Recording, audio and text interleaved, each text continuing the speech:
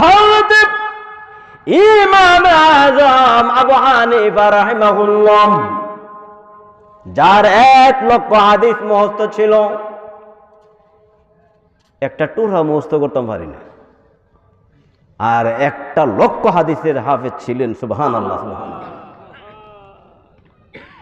শুধু তাই নয়, আল্লাহর ভয় কারে কয়? ইমাম আযম আবু হানিফা রাহিমাহুল্লাহ তিনি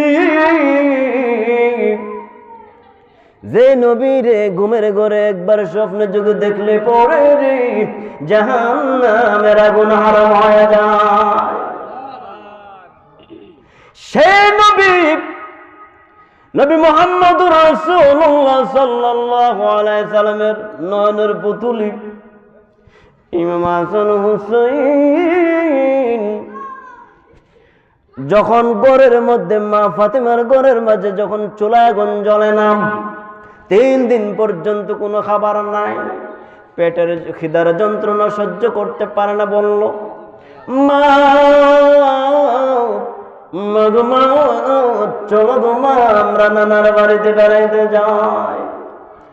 মা ফাতেমা কয়, নানার বাড়িতে বেড়াইতে যাইতে চাও? মনে করেছো নানার বাড়িতে বুঝে খাবার আছে? না রে না, আমাদের বাড়ির মতন তোমাদের নানার বাড়িতেও 3 দিন পর্যন্ত চুলায় আগুন জ্বলে না। ইমাম হাসান হোসেন ডেকে বলে, মা খাবারের জন্য যাব না। বলে তাইলে কেন যাইতে চাও? মা গো, আপনি যখন আমাদেরকে নানার বাড়িতে নিয়ে যান, ওই নানার বাড়িতে গেলে পড়ে আমি হাসান হুসাইন আমরা 2 ভাই যখন ওই নানার নুরানি চেহারা মুবারকের দিকে তাকাই গো, খাবারের কথা আর মনে থাকে না।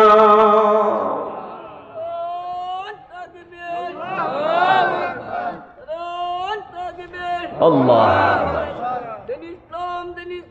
জিন্দাবাদ, জিন্দাবাদ,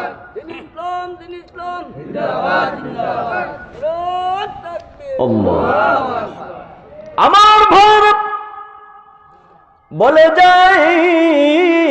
যায় যে নবীর নুরানি চেহারা মুবারক খানা দেখলে পরে ছোট্ট ছোট্ট বাচ্চাদের খাবারের কথা বলে যায়।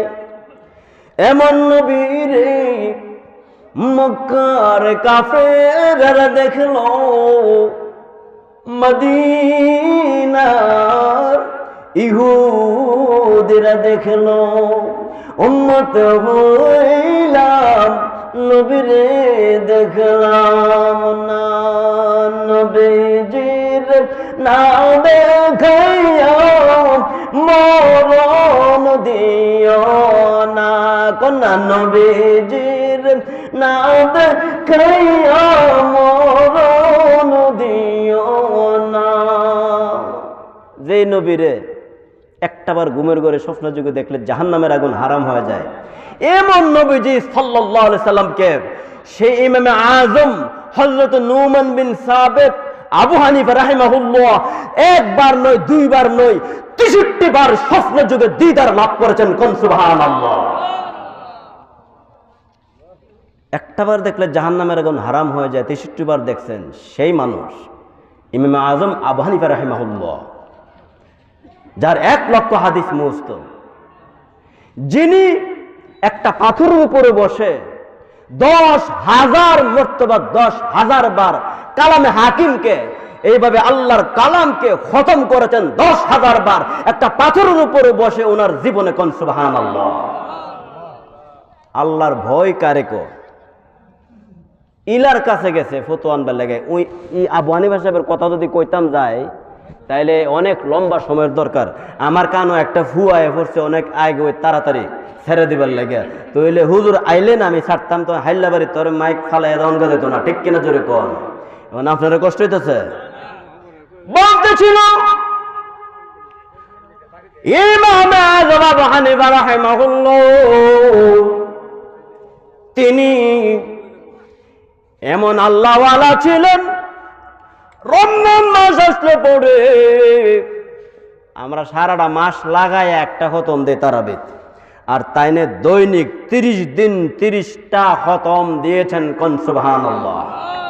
এবং দিনের বেলা 30 দিনে 30টা খতম দিয়েছে, রাত্রেবেলা তারাবির মাঝে রাত্রেবেলা এইভাবে 30 রোজার 30 রজনীতে 30টা খতম, দিনের বেলা এইভাবে দৈনিক 31 ফারা করে, অর্থাৎ 30 ফারা পরে আরো 1 ফারা বাড়ায়া পড়ছে, অর্থাৎ 30 দিনের বেলা হইলো 30 ফারা, রাত্রের বেলা 30 ফারা, কিন্তু দিনের বেলা 1 ফারা বাড়ায়া পড়ছে।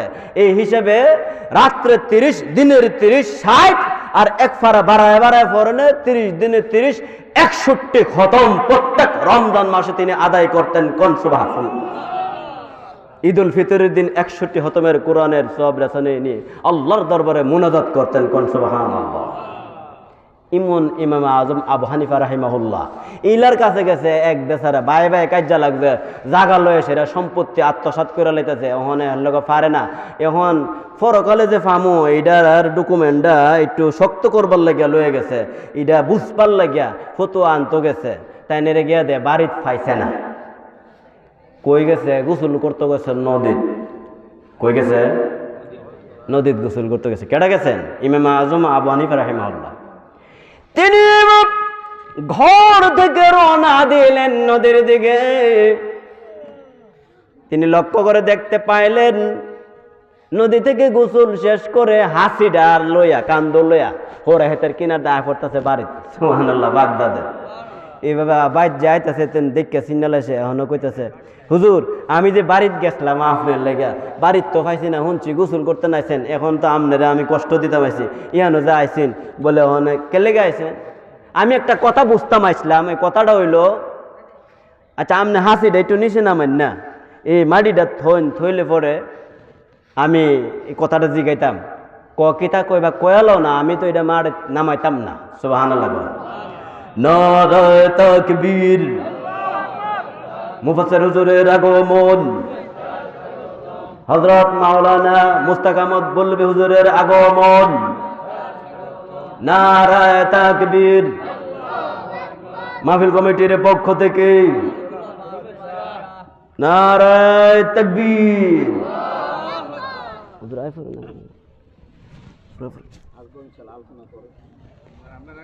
বলতেছিলাম, ওই ব্যক্তি বারবার বলতেছে আমার বড় বেয়াদবি হয়ে যাবে, আপনি বরং এই হাসিটা কলসটা মাটিত নামান, নামাইলে কথা কই না নামানো যাবে না। বলে হুজুর নামাইলে তুমি হুশি হইলে বললে তোমার হুশি অন লাগতো না, বিজা দেখতেছো না কলসটা। সুবহানাল্লাহ। আরে বিজা হইলে কিতা হইছে?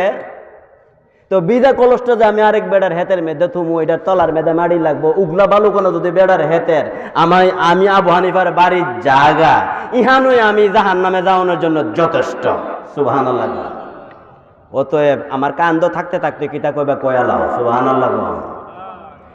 আমার বুঝ হইছে, আমার আর মাছলা লাগতো না, আমি ওগুলা মাছ আলার লেগে আসলাম। এখন আপনি যে আলামত করছেন একটু বালুকণা নেই, হাসির তলাত লাগিয়া জায়গা বিজা কলস, এটা আপনার এই বেড়ার হাতের থেকে আপনার বাইর জায়গায়, এই ভয়ে যদি আপনি এই মন করতে রইন, এটা মাথা এই কান্দের থেকে নিচে নামাই না, তা আমার বাইরে দিয়ে আমার আনামে হ্যাঁ তুই আঞ্জাদা লয়ে এলেছে। ওখানে ইলার কি উপায়? যে অপরের সম্পত্তি আত্মসাৎ করে তার গলার মধ্যে 7 তবক জমিন হাসরের ময়দানে এভাবে জুলাইয়া দেওয়া হবে। কন্যা আউযুবিল্লাহ।